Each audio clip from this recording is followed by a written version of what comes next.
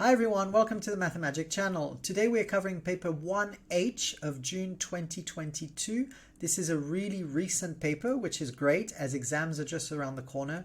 You'll find the paper in the description below, so make sure you download it, attempt the paper first, and then come back to this step-by-step walkthrough so we can do the paper together. Let's get started.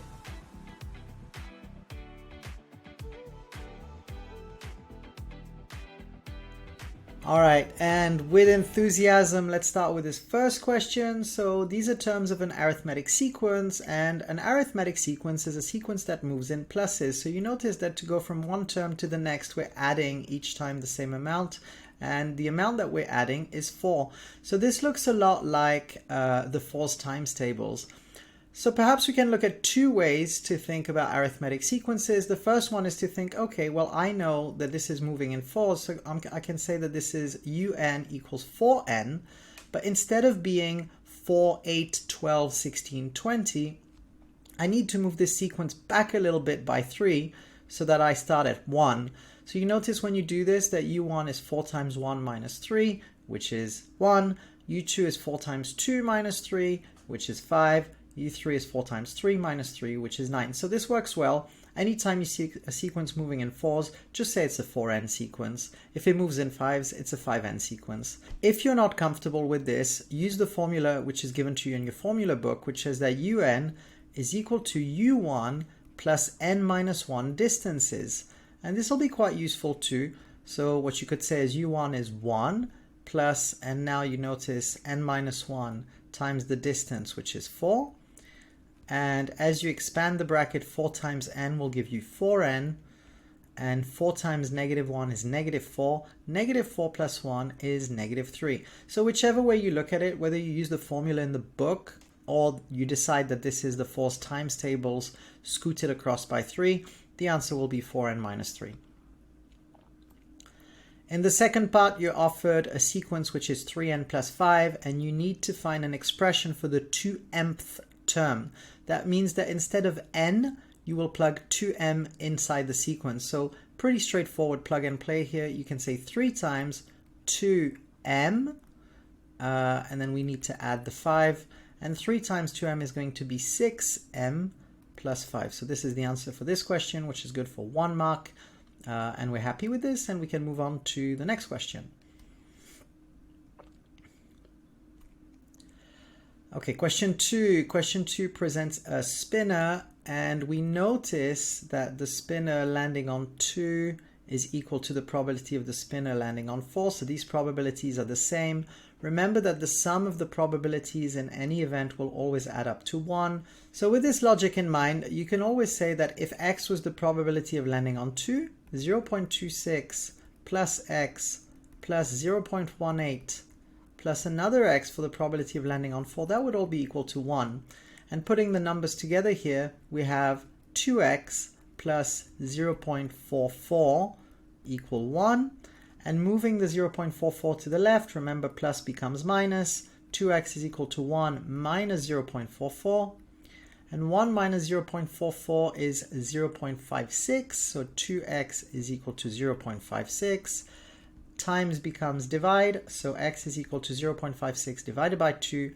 56 divided by 2 is 28. This is 0.28. Which means that the probability of landing on 2 is 0.28, and the probability of landing on 4 is also 28%, or 0.28. Okay, the next section says Ravina works out that an estimate for the number of times the spinner will land on 3 is 45. Work out an estimate for the number of times the spinner will land on 4. So what we don't know here is we don't know how many times we spun the spinner. So let's say let n equal number of spins.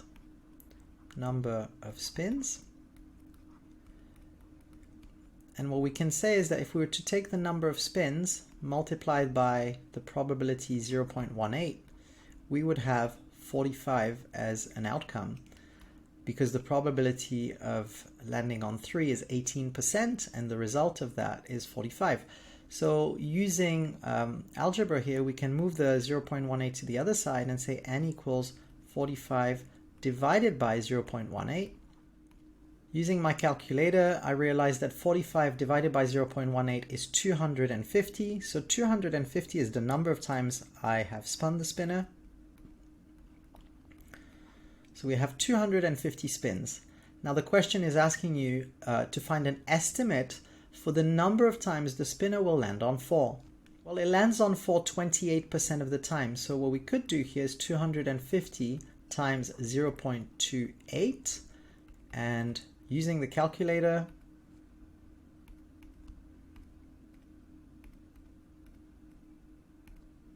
(250 times 0.28 is equal to 70. And so we can say here the probability of x being equal to 4 is 70. Amazing. So we get 4 marks for that, and we're very happy to move on to question 3. In question 3, we have to find the highest common factor of 56 and 84. Okay, this is a pretty cool question. 56, perhaps we don't need to make a factor tree for that, but we can say 56 being 8 times 7. Again, the idea is to find the prime factorization of these numbers. 8 is 2 to the power 3, and 7 is 7. So we can find the prime factorization of 56 relatively easily here. For 84, it might be a little bit more difficult, so let's make a factor tree. This will be good practice to remember how to make factor trees. So 84 is divisible by 2, and that leaves you with 42. 42 is also itself divisible by 2, and that leaves you with 21.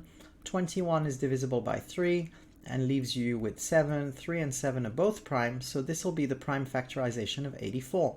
84 then is equal to, how many 2's do we have? 2 squared times 3 times 7. Okay, great.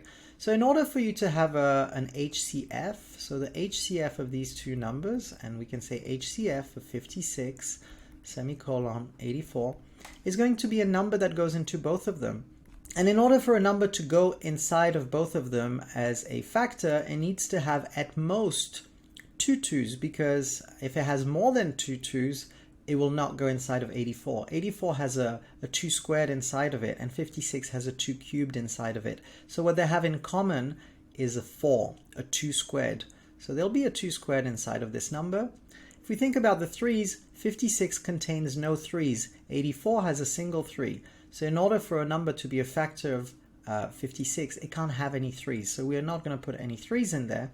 However, there will be a single 7 because 56 has a 7 inside, and so does 84. So then you can ask yourself what 2 squared times 7 is. 2 squared is 4. 4 times 7 is 28. And sure enough, 28 is 56 divided by 2, but it also goes into 84. Okay, finding the lowest common multiple of 60 and 72. So 60 is relatively easy to factorize. We can say 60 is 12 times 5, and 12 is 2 squared times 3. So we can say this is 2 squared times 3 times 5. Again, finding the prime factorization is your starting point in any of these questions. 72 is 6 times 12. We could also do a factor tree if we're not sure about this, but we can start with 6 times 12. And 6 times 12 is going to be 2 times 3 times 12 again is 2 squared times 3. And this will leave you with 2 to the power 3 times 3 squared. Okay, so we can check that this is indeed 8 times 9, and 60 is 4 times 3, which is 12, 12 times 5. Okay, so for a number to be the lowest common multiple, it needs to contain all of the numbers that make up 60 and all of the numbers that make up 72. In order for that to be true, we need to think about the maximum number of 2's, the maximum number of 3's, and the maximum number of 5's, so that 72 can go inside of it, 60 could also fit inside of it. So it'll require to have at least 3 3's because 2 cubed is inside of 72. And so if we have 2 cubed, we know that 60 will go into it, and we know that 72 will go into it. So my result here, it'll have to have at least 3 2's because 60 has 2 2's, it's got a 2 squared, and 72 has 3 2's, it has a 2 cubed. And so in order for 72 to fit into the common multiple, we need to have at least 3 2's. So we can say 2 to the power 3, which is going to be the first thing that we need. In terms of how many 3's we need, 60 contains a single 3, 72 has 3 squared. So in order for 72 to fit into this number, we're going to need 3 squared.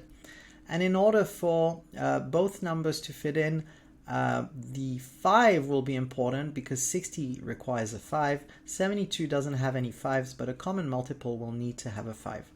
Okay, so we're left with 2 cubed times 3 squared times 5. If we're to simplify this number, so 2 cubed is 8, 3 squared is 9, and 5 is just 5. You can say here that 8 times 9 is 72. 72 times 5, and 72 times 5, you can use your calculator if you want to, or you can just realize that to multiply a number by 5, you can just divide it by 2. So 72 divided by 2 is 36. So I would encourage you to learn this technique. This is 360. If you do not know how to multiply a number by 5, please go watch our video that explains how to multiply numbers by 5. It's super useful. Whenever you want to multiply a number by 5, you just halve it. So 72 divided by 2 is 36, and I just stick a 0 behind it. So the answer to this question is 360, and that's worth 2 marks, and I'll be very happy with this. So 360 is good here. In question 4, we're shown 3 regular polygons, ABC, meeting at a point. So we know that angles around a point add up to 360, so that's a good starting point. Probably we'll be able to find the value of x. So let's do that before we look at the question. 7x plus 3x plus 8x equal 360. And we can say 7 plus 3 is 10. 10 plus 8 is 18x's. So 18x equal 360. And moving the times to the other side, this is equal to 360 divided by 18. And 360 divided by 18 is 20. Okay, so we know that x is 20. In the next section, it says polygon B has n sides, and we see here that the interior angle of polygon B, so I'm just going to write interior angle, the interior angle of polygon B is equal to 7x, which is in this case 7 times 20, so 140. And it's asking us to figure out the value of n being the number of sides. Okay, so given an interior angle, do we know how to find the number of sides of a polygon? Well, there is a very cool formula which we can use, which is that if you take the exterior angle, which in this case is the angle that will add up to 180 with 140, so the exterior angle to this polygon is going to be 40. Now remember, the interior angle is the angle on the inside, the exterior angle is the angle on the outside, so together they add up to 180. So the exterior angle of our polygon is 40, and the very cool formula that we have is that the number of sides is equal to 360 divided by the exterior angle. Now this is a shortcut trick, and I would highly recommend that you use this so that you know how to do these kinds of questions without having to go through the other formula, which is n minus 2 times 180, because that will be a little bit longer. So 360 divided by 40 is going to be 9. And so we have 9 sides here. So remember, for the exterior angle, we can say that 360 divided by the exterior angle is equal to the number of sides. And that's very, very useful here. We get 4 marks for this question, and we can move on to question 5. Question 5 says expand and simplify, so we can use our FOIL technique or we can shortcut it. So n times n times 4, negative 6 times n, negative 6 times 4. So n times n is going to give us n squared, n times 4 is going to give us 4n's, negative 6 times n is negative 6n, and negative 6 times 4 is negative 24. Realizing here that the 2 bits in the middle can be combined together because they're both terms in n, we can say this is n squared minus 2n minus 24. You could have done this by looking at the equation from the start and said n times n is n squared. For the bit in the middle, minus 6 plus 4 is minus 2. And for the product, negative 6 times 4 is negative 24. That's also absolutely fine. If you don't want to write the middle line, you don't have to. question B. So we're moving along, we feel good. Question B says solve. Probably the easiest way to do this is to move the 4 to the other side. So we can say 4 times 2x minus 3 is equal to 3x minus 5. Expanding the bracket, 4 times 2x is 8x. 4 times negative 3 is negative 12. This is equal to 3x minus 5. Should move the 3x to the left here to keep my variable positive. So we can say 8x's minus 3x's is equal to negative 5 plus 12. So I'll move my 12 to the right and move my 3x to the left. 8x minus 3x is 5x's, and negative 5 plus 12 is positive 7. And x is going to be equal to 7 over 5 here. So we're quite happy with this question. This will be 7 over 5. And good for 3 marks. Wonderful. Asher bought an apartment. And so we have service bands for the apartment, as in how much the value of the apartment is going to be and how much, I guess, how much she's being charged depending on how much her apartment is worth. Okay, so we have values in 2021. So in 2021, it was 634,400 euros. But in 2020, it was less, and it's been increased by 4%. Now, we don't know the value in 2020, so perhaps we can say the value of the apartment times, so an increase of 4% looks like 1.04. So it's important to know your multipliers for values and percentages. So what we can do here is we can say that the value times 1.04 is 634,400. Be very careful not to reduce the value in 2021 by 4%, because the 4% represented by the value in 2020 is different to the 4% represented by the value in 2021. I'll give you an example. 4% of 100,000 is not the same thing as 4% of 200,000. So it's very important that you take the original amount and you add 4% to the original amount, and that'll be done by increasing that using a multiplier, which is 1.04. Using mathematics here to move things to the other side, or using my algebra skill, I can say 634,400, and then this will have to be divided by 1.04. Presumably this is going to help me to find the original price. And plugging this into the calculator, we get 610,000, which was the price in 2020. So 610,000 was the price. Now the question is asking, has the annual service charge band changed for Asher's apartment? Well, before she was between 600 and 700,000, so she was in band B. Before, we mean in 2021, right? And looking at the 2020 amount, it's also between 600,000 and 700,000 because it's 610,000. So she was in band B and she is still in band B. So she hasn't gone up to band C yet. The value of her apartment is still between 6 and 700. So we can say no, she was in band B. She was in band B. So make sure that you answer the question. So whenever you finish a question, look back, read it again, and make sure that you answer the question properly. So now we have another question which says Pam bought a boat. Each year after she bought the boat, the value of the boat depreciated by 15%. Work out the total percentage by which the value of the boat had depreciated by the end of the second year after she bought the boat. So whatever value of the boat she had, it was decreased by 15%. So the way that we express that is we say times 0.85. So 0.85 is going to represent a decrease of 15%. If you take 100 minus 15, you get 85, and 85% is 0.85. So since we're applying this twice, we can say it's times 0.85 and then times 0.85 again, so times 0.85 squared.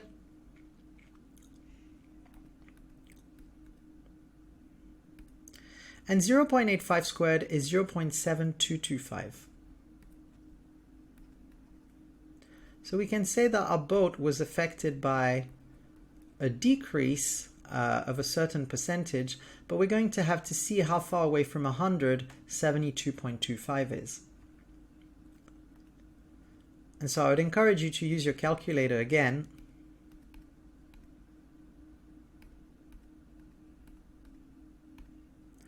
And if you do 100 minus 72.25, you realize it's 27.75, and that is the decrease, or the percentage decrease, by which the boat has depreciated. So 27.75 is going to be our answer for 3 marks here, and that'll be great. We're happy to move on. Remember that it's not 72.25, that's how much is left. The actual decrease is the difference between this number and 100%. So it's 100 minus 72.25 to see how far away from 100 you are. So very good. Well done, everybody. We're moving on to question 7. We're still feeling good, still feeling enthusiastic. We're gaining some marks in the early parts of the paper. This is great. So we're given a formula here, which is pressure equal force divided by area. Now, realizing that the area that's going to pressure the ground is here, it's the area of a circle. The force exerted by the cylinder on the ground is 72 newtons. The height is expressed in centimeters. The pressure is newtons per cm squared. So this is all great. I guess we can use all this information. So we could just apply the formula and say pressure, so 1.4, is equal to the force, which is 72. So it's important to check that the units are good. And since it's newtons, cm squared, all the units are the same. So this is really good. Is equal to 72 over the area. Okay, so we could figure out what the area is. So the area, if I move it from the bottom, goes to the other side, it goes to the top because divide becomes times, is equal to 72 divided by 1.4. And so the area of my circle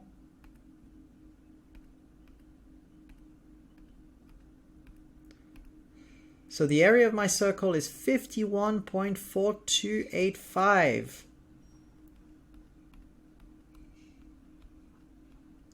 Okay, so do we need all this information here? What do we have to figure out? Well, we actually have to figure out the volume of the cylinder. To figure out a volume of a cylinder, we need to use this formula. Volume cylinder equals the area of the base times the height. Now, the area of the base we already know is this area here, and the height is just 18.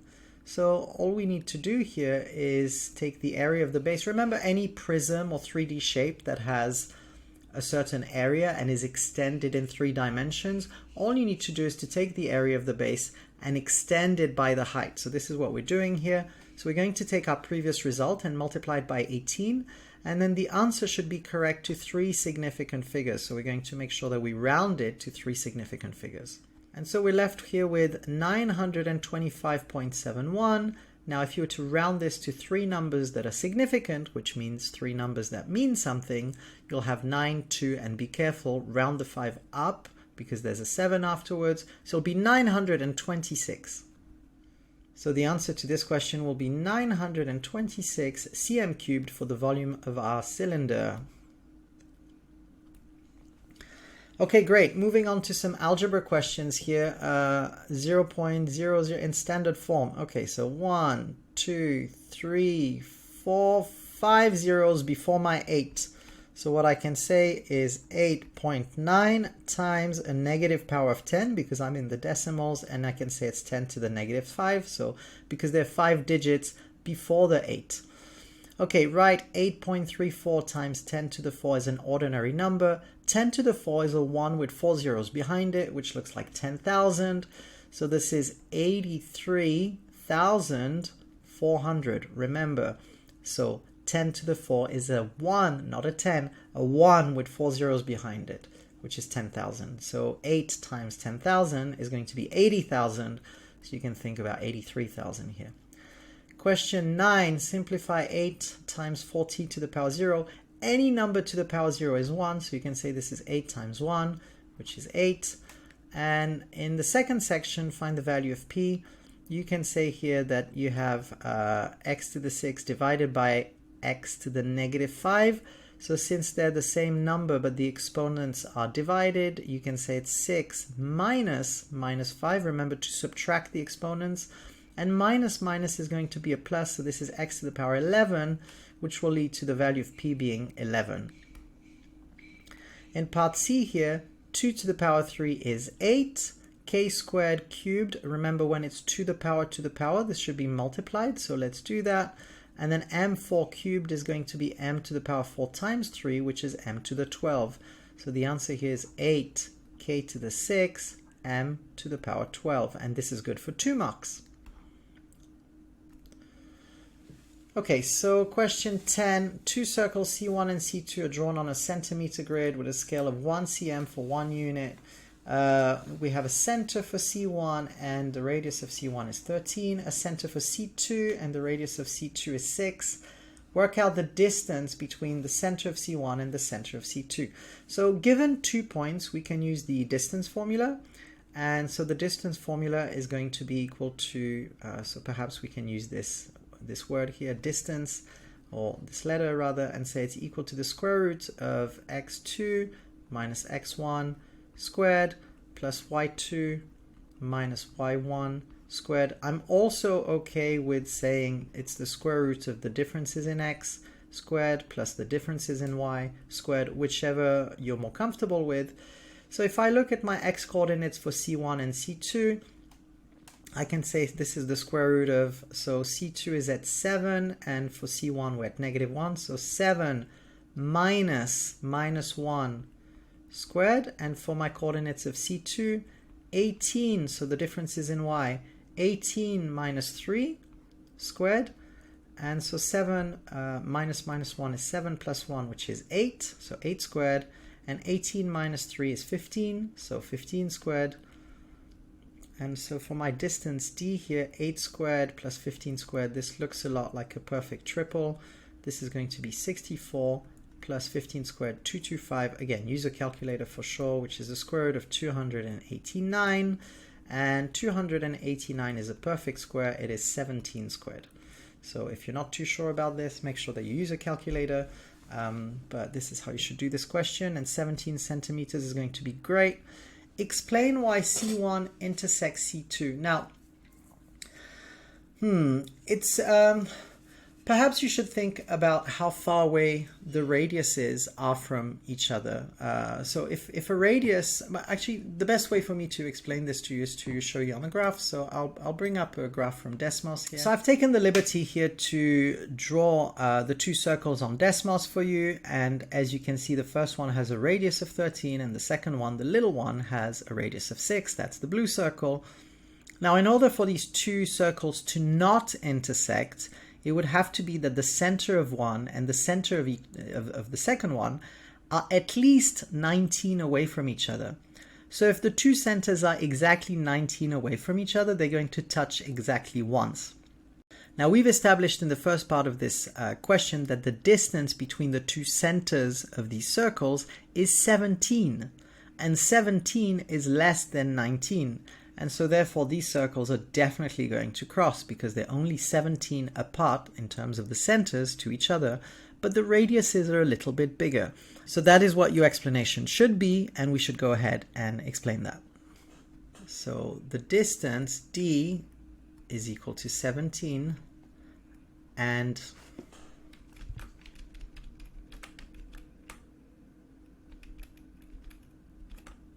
so the distance d is equal to 17, and radius 1 plus radius 2 is equal to 19. Therefore, the circles will intersect. And if you write this down, you will get 4 marks. So the idea is that 17 is smaller than 19. So you can say because 17 is smaller than 19. Moving on to question 11, we have a factorization. This looks a lot like the difference of two squares where you see a number squared minus another number squared, and you can always say that this is a plus b, factor of a minus b.